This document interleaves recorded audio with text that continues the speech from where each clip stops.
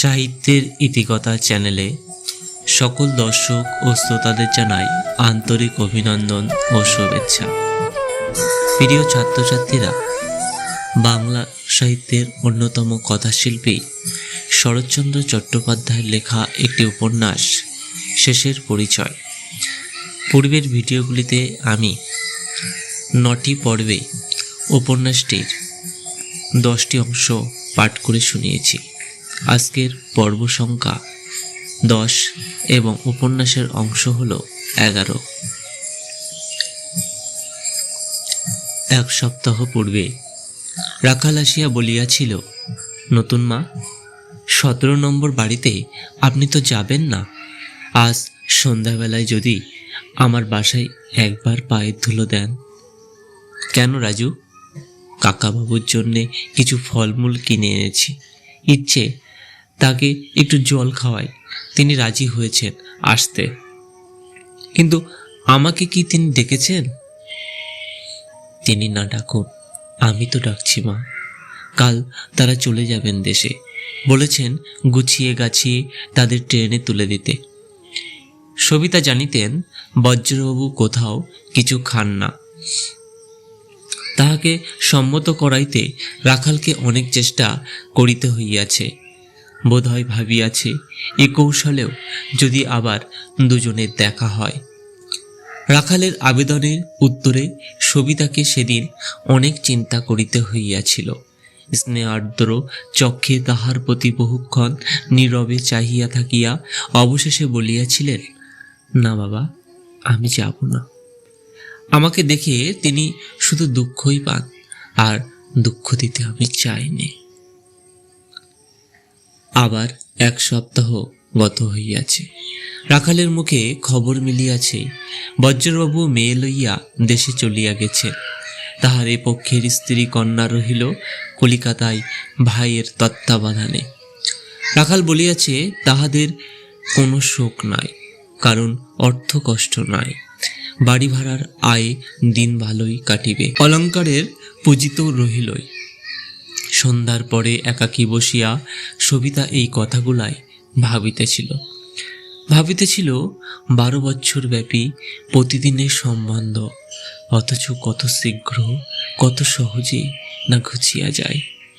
তার নিজের কপাল যেদিন ভাঙ্গে সেদিন সকালেও সে জানিত না। রাত্রিটাও কাটিবে না, সমস্ত ছাড়িয়া তাহাকে পথে বাহির হইতে হইবে। একান্ত দুঃস্বপ্নেও সে কি কল্পনা করিতে পারিত এত বড় ক্ষতি কাহারও সহে? তবুও সহিল তো, আবার সহিল তাহারই। 12 বছর কাটিয়া গেল, আজও সে তেমনি বাঁচিয়া আছে। তেমনি দিনের পর দিন অবাধে বহিয়া গেল, কোথাও আটক খাইয়া বাঁধিয়া রহিল না। এ বিড়ম্বনা কেন যে ঘটিল সে আজও তাহার কারণ জানে না। যতই ভাবিয়াছে আত্মধিক্কারে জ্বলিয়া পুড়িয়া, যতবার নিজের বিচার নিজে করিতে গেছে, ততবারই মনে হইয়াছে ইহার অর্থ নয়, হেতু নয়, ইহার মূল অনুসন্ধান করিতে যাওয়া বৃথা। কিংবা হয়তো এমনই জগৎ, অঘটন এমনই অকারণে ঘটিয়াই জীবন স্রোত আর একদিকে প্রবাহিত হইয়া যায়। মানুষের মতি, মানুষের বুদ্ধি কোথায় অন্ধ হইয়া মরে। নালিশ করিতে গিয়া আসামির তল্লাশ মিলে না। এদিকে রমণীবাবুও আর আসেন না। তিনি আসুন এই ইচ্ছা সবিতা করে না, কিন্তু বিস্মিত হইয়া ভাবে, নিষেধ করা মাত্রই কি সকল সম্বন্ধ সত্যই শেষ হইয়া গেল? নিরবিচ্ছিন্ন একত্র বাসের 12টা বৎসর কোনো চিহ্নই কোথাও অবশিষ্ট রাখিল না, নিঃশেষে মুছিয়া গেল। হয়তো এমনি জগৎ এমনি, কিন্তু এখানে আছে শুধু কি অপচয়? উপচয় কোথাও নাই, কেবলই কি ক্ষতি? তবে কেন কাছে আসিয়া পড়িল সারদা, তাহার মেয়ের মতো, মায়ের মতো? বাড়িতে অনেকগুলি ভাড়াটের মাঝে সেও ছিল একজন। শুধু নাম ছিল জানা, মুখ ছিল চেনা। কখনো দেখা হইয়াছে সিঁড়িতে, কখনো উঠানে, কখনো বা চলন পথে। সসংকোচে সরিয়া গেছে, চোখে চোখে চাহিতে সাহস করে নাই। অকস্মাৎ কি ব্যাপার ঘটিল, কে দিল তাহার বাসা বাঁধিয়া সবিতার হৃদয়ের অন্তঃস্থলে। কিন্তু এই কি চিরস্থায়ী? কে জানে কবে সে আবার ঘর ভাঙিয়া এমনই সহসা অদৃশ্য হইবে। আরও একজন আসিয়াছেন, তিনি বিমলবাবু। মৃদুভাষী ধীর প্রকৃতির লোক, স্বল্পক্ষণের জন্য আসিয়া প্রত্যহ খবর নিয়া যান কোথায় কি প্রয়োজন। হিতাকাঙ্ক্ষার আতিশয্যে উপদেশ দেওয়ার ঘটা নাই, বন্ধুতার আড়ম্বরে বসিয়া গল্প করার আগ্রহ নাই, কৌতূহলের কটুতায় পুঙ্খানুপুঙ্খ প্রশ্ন করার প্রবৃত্তি নাই। দুই চারিটি সাধারণ কথাবার্তার পরেই প্রস্থান করেন। সময় যেন তাহার বাধা ধরা, নিয়ম ও সংযমের শাসন যেন এই মানুষটি সকল কাজে সকল ব্যবহারে বড় মর্যাদা দিয়া রাখিয়াছে। তবু তাহার চোখের দৃষ্টিকে সবিতা ভয় করে। ক্ষুধার্ত সাপদের দৃষ্টি সে নয়, সে দৃষ্টি ভদ্র মানুষের, তাই ভয়। সে চোখে আছে আর্তের মিনতি, নাই উন্মাদ ব্যভিচার। শঙ্কা শুধু তার এই কারণে, পাছে অতর্কিতে পরাভব আসে কখনো এই পথে। তিনি আসিলে আলাপ হয় দুইজনে এই মতো। পূবের ঢাকার বারান্দায় একখানা বেতের চৌকি টানিয়া লইয়া বিমলবাবু বসিয়া বলেন, কেমন আছেন আজ? সবিতা বলে, ভালোই তো আছি, কিন্তু ভালো তো দেখাচ্ছে না, যেন শুকনো শুকনো। কই না, না বললে শুনবো কেন? খাওয়া দাওয়ায় কখনো যত্ন নিচ্ছেন না, অবহেলা করলে শরীর থাকবে কেন? দুদিনেই ভেঙে পড়বে যে। না, ভাঙবে না, শরীর আমার খুব মজবুত। বিমলবাবু উত্তরে অল্প হাসিয়া বলিলেন, শরীরটা মজবুত হয়েই যেন বালাই হয়ে উঠেছে, এটাকে ভেঙে ফেলাই এখন দরকার না? সত্যি কিনা বলুন তো? সবিতা কষ্টে অশ্রু সংবরণ করিয়া চুপ করিয়া থাকে। বিমলবাবু বলেন, গাড়িটা পড়ে রয়েছে, মিছিমিছি ড্রাইভারের মাইনে দিচ্ছেন, বিকেলের দিকে একটু বেড়াতে যান না কেন? বেড়াতে আমি তো কোনো কালেই যাইনি বিমলবাবু। শুনিয়া বিমলবাবু পুনরায় একটু হাসিয়া বলেন, তাহা বটে, বিনা কাজে ঘুরে বেড়ানোর অভ্যেস আমারও নেই। আজ রাখালবাবু এসেছিলেন না? কালও আসেননি তো? না, 4-5 দিন তাকে দেখিনি, হয়তো কোনো বাজে কাজে ব্যস্ত আছে। বাজে কাজে? ওই তার স্বভাব না? হ্যাঁ, ওই ওর স্বভাব। বিনা স্বার্থে পরের বেগার খাটতে ওর জোড়া নেই। বিমলবাবু অন্য মনে কিছুক্ষণ চুপ করিয়া থাকেন। দূরে সারদাকে দেখা যায়, তিনি হাত নাড়িয়া কাছে ডাকেন, বলেন, কই আজ আমাকে জল দিলে না মা? তোমার হাতের জল আর পান না খেলে আমার তৃপ্তি হয় না। সারদা জল ও পান আনিয়া দেয়। নিঃশেষ করিয়া 1 গ্লাস জল খাইয়া পান মুখে দিয়া বিমলবাবু উঠিয়া দাঁড়ান, বলেন, আজ তাহলে আসি। সবিতা নিজেও উঠিয়া দাঁড়ায়, নমস্কার করিয়া বলেন, আসুন। দিন 3 পরে এমনই ধারা আলাপের পরে বিমলবাবু উঠিবার উপক্রম করিতেই সবিতা কহিল, আজ আপনার কাজের একটু আমি ক্ষতি করব, এখনই যেতে পাবেন না, বসতে হবে। বিমলবাবু বসিয়া বলিলেন, একটু বসলে আমার কাজের ক্ষতি হয়, এ আপনাকে কে বললে? সবিতা কহিল, কেউ বলেনি, এ আমার অনুমান। আপনার কত কাজ, নিচে সময় নষ্ট হয় তো। বিমলবাবু ঈষৎ হাসিয়া কহিলেন, তা জানি নে, কিন্তু এই জন্যেই কি কখনো বসতে বলেন না? সত্যিই বলুন তো। এ কথা সত্য নয়, কিন্তু এই লইয়া সবিতা বাদ অনুবাদ করিল না, বলিল, রমণীবাবুর সঙ্গে আপনার দেখা হয়? হ্যাঁ, প্রায় হয়। তিনি আর এখানে আসেন না, আপনি জানেন? জানি বই কি। আর কি তিনি এ বাড়িতে আসবেন না? সে কথা জানি নে, বোধ হয় আপনি ডেকে পাঠালেই আসতে পারেন। সবিতা ক্ষণকাল মৌন থাকিয়া বলিল, আজ সকালের ডাকে একটা দলিল এসে পৌঁছেছে। এই বাড়ির রমণীবাবু আমাকে বিক্রি কবলায় রেজিস্ট্রি করে দিয়েছেন, আপনি জানেন? জানি, কিন্তু দেবার ইচ্ছেই যদি ছিল, সোজা দানপত্র না করে বিক্রি করার ছলনা কেন? দাম তো আমি দিইনি, কিন্তু দানপত্র জিনিসটা ভালো না। সবিতা বলিল, সে আমি জানি বিমলবাবু, আমার স্বামী ছিলেন বিষয়ী লোক, তার সকল কাজেই সেদিনে আমার ডাক পড়ত। এ আমার অজানা নয় যে আমাকে দান করার কারণ দেখাতে দলিলে এমন সব কথা লিখতে হতো যা কোনো নারীর পক্ষেই গৌরবের নয়। তবুও বলি, এ মিথ্যের চেয়ে সেই ছিল ভালো। ইতিপূর্বে এরূপ হেতু ঘটে নাই, এমন করিয়া সবিতা কথাও বলে নাই। বিমলবাবু মনে মনে চঞ্চল হইয়া উঠিলেন, বলিলেন, ব্যাপারটা একেবারেই যে মিথ্যে তাও নয় নতুন বউ। নতুন বউ সম্বোধনটা নূতন। সবিতার মুখ দেখিয়া মনে হইল না সে খুশি হইল, কিন্তু কণ্ঠস্বরের সহজতা অক্ষুণ্ণ রাখিয়াই বলিল, ঠিক এই জিনিসটি আমি সন্দেহ করেছিলাম বিমলবাবু। দাম আপনি দিয়েছেন, কিন্তু কেন দিলেন? তার দান নেওয়ার তবু একটা সান্ত্বনা ছিল, কিন্তু আপনার দেওয়া তো নিছক ভিক্ষে, এ আমি কিসের জন্য নিতে যাব বলুন? বিমলবাবু নীরবে নতমুখে বসিয়া রহিলেন। সবিতা কহিল, উত্তর না দিলে দলিল ফিরিয়ে দিয়ে আমি চলে যাব বিমলবাবু। এবার বিমলবাবু মুখ তুলিয়া চাহিলেন, বলিলেন, এই ভয়েই দাম দিয়েছি, পাছে আপনি কোথাও চলে যান। না দিয়ে থাকতে পারিনি বলেই বাড়িটা আপনার কিনে রেখেছি। টাকা তিনি নিলেন? হ্যাঁ, ভেতরে ভেতরে রমণীবাবু বড় অভাব হয়েছিল, আজ যেন পেরে উঠছিলেন না।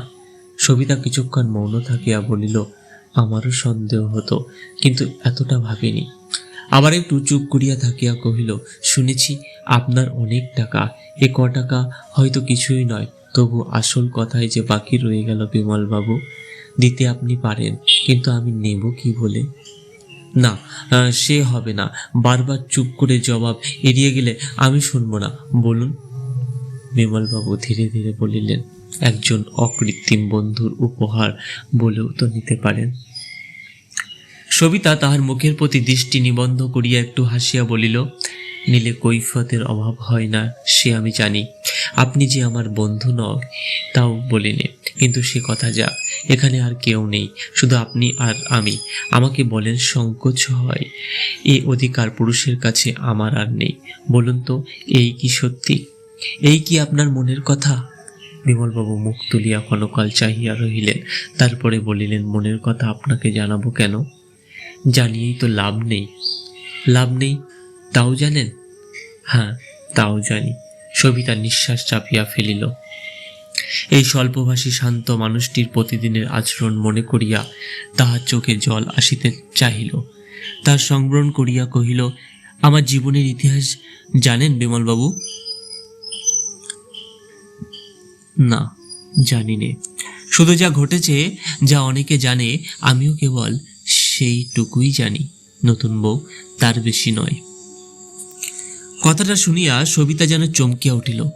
যা ঘটেছে সে কি তবে আমার জীবনের ইতিহাস নয় বিমলবাবু? ও দুটো কি একেবারে আলাদা? বলুন তো সত্যি করে। তাহার প্রশ্নের আকুলতায় বিমলবাবু দ্বিধায় পড়িলেন, কিন্তু তখনই নিঃসংকোচে বলিলেন, হ্যাঁ, ও দুটো এক নয় নতুন বউ। অন্তত নিজের জীবনের মধ্যে দিয়ে এই কথাই আজ অসংশয়ে জানতে পেরেছি, ও দুটো এক নয়। ইহার অর্থটা যদিচ স্পষ্ট হইল না, তথাপি কথাটা সবিতাকে অন্তরে গভীর আঘাত করিল। নীরবে মনে মনে বহুক্ষণ আন্দোলন করিয়া শেষে বলিল, শুনেছেন তো, আমি স্বামী ত্যাগ করে রমণীবাবুর কাছে এসেছিল, আবার সেদিন তাকেও পরিত্যাগ করেছি। আমি তো ভালো মেয়ে নই, আমার একদিন অন্য পুরুষ গ্রহণ করিতে পারি, একথা কি আপনার মনে আসে না? বিমলবাবু বললেন, না, যদি বা আসতে চেয়েছে তখনই সরিয়ে দিয়েছি। কেন? শুনিয়া তিনি হাসিয়া বলিলেন, এ হলো ছেলেদের প্রশ্ন। ওই এই করেছে, এই করেছে, অতএব ওর এই করা চাই। এ জবাব পাবেন আপনি তাদের পড়ার বইয়ে। আমি তার চেয়ে বেশি পড়েছি নতুন বউ। পড়ালে কে? সে তো একজন নয়, ক্লাসে প্রহরে প্রহরে মাস্টার বদল হয়েছে, তাদের কাউকে বা মনে আছে, কাউকে নেই। কিন্তু হেডমাস্টার যিনি আড়ালে থেকে এদের যিনি নিযুক্ত করেছিলেন, তাকে তো দেখিনি, কি করে আপনার কাছে তার নাম করব বলুন? সবিতা ক্ষণকাল ভাবিয়া বলিল, আপনি বোধহয় খুব ধার্মিক লোক, না বিমলবাবু? বিমলবাবু জিজ্ঞাসা করিলেন, ধার্মিক লোক আপনি কাকে বলেন? আপনার স্বামীর মতো? সবিতা চকিত হইয়া প্রশ্ন করিল, তাকে কি চেনেন? তার সঙ্গে জানাশোনা আছে নাকি? বিমলবাবু তাহার উদ্বেগ লক্ষ্য করিলেন, কিন্তু পূর্বের মতোই শান্ত স্বরে বলিলেন, হ্যাঁ চিনি। একদিন কোনো মতে কৌতূহল দমন করতে পারলুম না, গেলুম তার কাছে। অনেক চেষ্টায় দেখা মিলল, কথাবার্তা অনেক হলো। না নতুন বউ, ধর্মকে যেভাবে তিনি নিয়েছেন আমি তা নেইনি, যেভাবে বুঝেছেন আমি তা বুঝিনি। ওখানে আমাদের মিল নেই। ধার্মিক লোক আমি নই। আবেগ উত্তেজনায় সবিতার বুকের মধ্যে তোলপাড় করিতে লাগিল।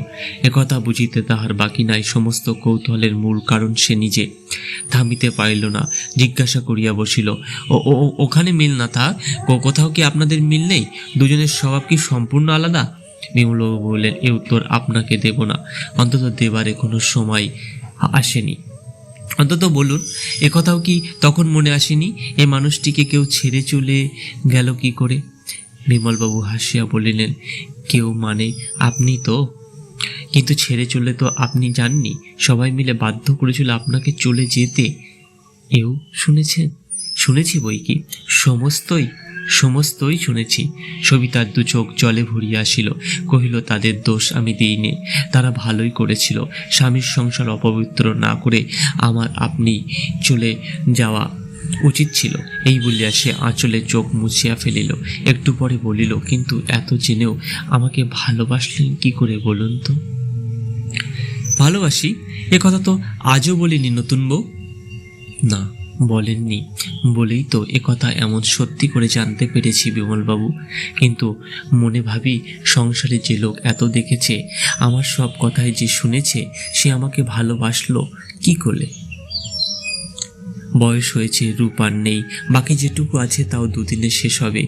তাকে ভালোবাসতে পারলে মানুষে কি ভেবে? বিমলবাবু তাহার মুখের পানে চাহিয়ার বলিলেন, ভালোবেসেই যদি থাকি নতুন বউ, সে হয়তো সংসারে অনেক দেখেছি বলেই সম্ভব হয়েছে। বই পড়া, পরের উপদেশ মেনে চললে হয়তো পারতুম না। কিন্তু সে যে রূপ যৌবনের লোভে নয়, একথা যদি সত্যিই বুঝে থাকেন, আপনাকে কৃতজ্ঞতা জানাই। সবিতা মাথা নাড়িয়া কহিল, হ্যাঁ একথা আমি সত্যিই বুঝেছি, কিন্তু জিজ্ঞাসা করি, আমাকে পেয়ে আপনার লাভ কি হবে? কি করবেন আমাকে নিয়ে? বিমলবাবু উত্তর দিলেন না, শুধু নীরবে চাহিয়া রহিলেন। ক্রমশ সে দৃষ্টি যেন ব্যথায় ভরিয়া আসিল। সবিতা অধীর হইয়া বলিয়া উঠিল, এমনি করে কি শুধু চেয়েই থাকবেন বিমলবাবু? জবাব দেবেন না আমার? জবাব নেই নতুন বউ, শুধু জানি আপনাকে আমি পাবো না, পাবার পথ নেই আমার। কেন নেই? কি করে বুঝলেন সে কথা? বুঝেছি অনেক দুঃখ পেয়ে। আমিও নিষ্কলঙ্ক নই নতুন বউ। একদিন অনেক মেয়েকে আমি জেনেছিলুম, সেদিন ঐশ্বর্যের জোরে এনেছিলুম তাদের ছোট করে। তারা নিজেরাও হয়ে গেল ছোট, আমাকেও করে নিলে তাই। তারা আর নেই, কোথায় কে যে ভেসে গেল, আজ খবরও জানি নে। একটু থামিয়া বলিলেন, তখন এ খেলায় নামতে আমার বাধেনি, কিন্তু আজ বাধে পদে পদে। সবিতা শিহরিয়া প্রশ্ন করল, শুধুই কি ঐশ্বর্য দিয়ে ভুলিয়েছিলেন তাদের? কাউকে ভালোবাসেননি? বিমলবাবু বলিলেন, বেসেছিলুম বই কি, একজন আপনার মতোই গৃহ ছেড়ে কাছে এসেছিল, কিন্তু খেলা ভাঙল। তাকে রাখতে পারলুম না, দোষ তাকে দিইনি। কিন্তু আজ আর আমার বুঝতে বাকি নেই, ভালোবাসার ধনকে ছোট করে ধরে রাখা যায় না, তাকে হারাতেই হয়। সেদিন রমণী বাবুকেও তো এমনই হারাতে দেখলুম। সবিতা প্রশ্ন করিল, এই কি আপনার ভয়? বিমলবাবু বলিলেন, ভয় ভয় নয় নতুন বউ, এখন এই আমার ব্রত, এর থেকে বিচ্যুত না হই এই আমার সাধনা। আপনার মেয়েকে দেখেছি, আপনার স্বামীকে দেখে এসেছি, কি করে সমস্ত দিয়ে ঋণ সুদে তিনি চলে গেছেন তাও জেনেছি। শুনতে আমার বাকি কিছু নেই, এরপরে আপনাকে পাবো আমি কি দিয়ে? দৌড় যে বন্ধ, জানি ছোট করে আপনাকে আমি কোনোদিন নিতে পারবো না। আবার তার চেয়েও বেশি জানি যে ছোট নাকেরও আপনাকে পাবার আমার এতটুকু পথ খোলা নেই। তাই তো বলেছিলাম নতুন বউ, নিন আমাকে আপনার অকৃত্রিম বন্ধু বলে। এই বাড়িটি সেই বন্ধুর দেয়া উপহার, এ আপনাকে ছোট করার কৌশল নয়। সবিতা নতমুখে নীরবে বসিয়া রহিল। কত কথাই যে তাহার মনের মধ্যে ভাসিয়া গেল, তাহার নির্দেশ নাই। শেষে মুখ তুলিয়া কহিল, এ বন্ধুত্ব কতদিন স্থির থাকবে বিমলবাবু? এ মিথ্যের আবরণ টিকবে কেন? নরনারীর মূল সম্বন্ধে একদিন যে আমাদের টেনে নামাবে, সে থামাবে কে? বিমলবাবু বললেন, আমি থামাবো নতুন বউ, আপনার অপেক্ষা করে থাকবো, কিন্তু মন ভোলাবার আয়োজন করব না। যদি কখনো নিজের পরিচয় পান, আমার মতো দু চোখ চেয়ে দৃষ্টি যদি কখনো বদলায়, কাছে আমাকে ডাকবেন। বেঁচে যদি থাকি ছুটে আসব, ছোট করে নেবার জন্য নয়, আসবো মাথায় তুলে নিতে। সবিতার চোখ ছলছল করিতে লাগিল। কহিল, আপন পরিচয় পেতে আর বাকি নেই বিমলবাবু। চোখের দৃষ্টি আর ইহজীবনে বদলাবে না। শুধু আশীর্বাদ করুন, যে দুঃখ নিজে ডেকে এনেছি তা যেন সইতে পারি। বিমলবাবুর চোখও সজল হইয়া উঠিল। বলিলেন, দুঃখ কে দেয়, কোথা দিয়ে সে আসে আমি আজও জানি নে। তাই তোমার অপরাধের বিচার করতে আমি বসবো না। শুধু প্রার্থনা করব, যেমন করেই এসে থাকো, এ দুঃখ যেন তোমার চিরস্থায়ী না হয়। কিন্তু চিরস্থায়ী তো হয়ে রইল, তাও জানি নে নতুন বউ। আমার আশা সংসারে আজও তোমার জানতে কিছু বাকি আছে। আজও তোমার সকল দেখাই এখানে শেষ হয়ে যায়নি। আশীর্বাদ তোমাকে যদি করতেই হয়, এই আশীর্বাদ করি সেদিন যেন তুমি সহজেই এর একটা কুল দেখতে পাও। সবিতা উত্তর দিল না। আবার দুজনের বহুক্ষণ নিঃশব্দে কাটিল। মুখ যখন সে তুলিল, তখন উজ্জ্বল দীপালোকে স্পষ্ট দেখা গেল, তাহার চোখের পাতা ভিজিয়া ভারী হইয়া উঠিয়াছে। মৃদুকণ্ঠে কহিল, তারক বর্তমানে কোনো একটা গ্রামে মাস্টারি করে সে আমাকে ডেকেছে। যাব দিন কতক তার কাছে। যাও। তুমি কি এখন কিছুদিন কলকাতাতেই থাকবে? থাকতেই হবে, এখানে একটা নতুন আপিস খুলেছি, তার অনেক কাজ বাকি। সবিতা একটুখানি হাসিয়া বলিল, টাকা তো অনেক জমালে, আর কি করবে? প্রশ্ন শুনিয়া বিমলবাবু হাসিলেন, বলিলেন, জমাইনি, ওগুলো আপনি জমে উঠেছে নতুন বউ, ঠেকাতে পারিনি বলে। কি করব জানি নে, ভেবেছি সময় হলে একজনের কাছে শিখে নেব তার প্রয়োজন। সবিতা উঠিয়া গিয়া পাশের জানলাটা খুলিয়া দিয়া ফিরিয়া আসিয়া বসিল। বলিল, এই বাড়িটাই আর আমার দরকার ছিল না, ভেবেছিল ভালোই হলো। যে গেল একটা ঝঞ্ঝাট মিটল, কিন্তু তুমি তা হতে দিলে না। ভাড়াটের রইল এদের দেখা দেখব। আরেকটি অনুরোধ করব, রাখবে? কি অনুরোধ নতুন বউ? আমার মেয়ে, আমার স্বামী রইলেন বনবাসে, যদি সময় পাও তাদের একটু খোঁজ নিও। বিমলবাবু হাসি মুখে একটুখানি ঘাড় নাড়িলেন, কিছুই বলিলেন না। ইহার কি যে অর্থ সবিতা ঠিক বুঝিল না, কিন্তু বুকের মধ্যে যেন আনন্দের ঝড় বইয়া গেল। হাত দুটি এক করিয়া নীরবে কপালে ঠেকাইল। সে স্বামীর উদ্দেশ্যে বিমলবাবুকে বোধ করি নিজেও জানিল না। এক মুহূর্তে মৌন থাকিয়া তাহার মুখের প্রতি চাহিয়া বলিল, আমার স্বামীর কথা একদিন তোমাকে নিজের মুখে শোনাবো, সে শুধু আমিই জানি, আর কেউ না। কিন্তু জিজ্ঞাসা করি তোমাকে, আমি বাপের বাড়িতে যখন ছোট ছিলাম তখন কেন আসনি বলতো? বিমলবাবু হাসিয়া বলিলেন, তার কারণ আমাকে আজকে যিনি পাঠিয়েছেন সেদিন তার খেয়াল ছিল না। সেই ভুলের মাসুল জোগাতে আমাদের প্রাণান্ত হয়, কিন্তু এমনি করেই বোধ করি সে বুড়োর বিচিত্র খেলার রস জমে ওঠে। কখনো দেখা মেলে দুজনে নালিশ রুজু করে দেব, কি বলে? দূরে সারদাকে বার কয়েক যাতায়াত করিতে দেখিয়া কাছে ডাকিয়া বলিলেন, তোমার মায়ের খাবার দেরি হয়ে গেছে না মা, উঠতে হবে। সারদা ভারী অপ্রতিভ হইয়া বারবার প্রতিবাদ করিয়া বলিতে লাগিল, না, কখনো না, দেরি হয়ে গেছে আপনাকে আজ খেয়ে যেতে হবে। বিমলবাবু হাসিয়া উঠিয়া দাঁড়ালেন, বলিলেন, তোমার এই কথাটি কেবল রাখতে পারবো না মা, আমাকে না খেয়েই যেতে হবে, চললুম। সবিতা উঠিয়া দাঁড়ায় নমস্কার করিল, কিন্তু সারদার অনুরোধে যোগ দিল না। বিমলবাবু প্রত্যহের মতো আজও প্রতি নমস্কার করিয়া ধীরে ধীরে নিচে নামিয়া গেলেন।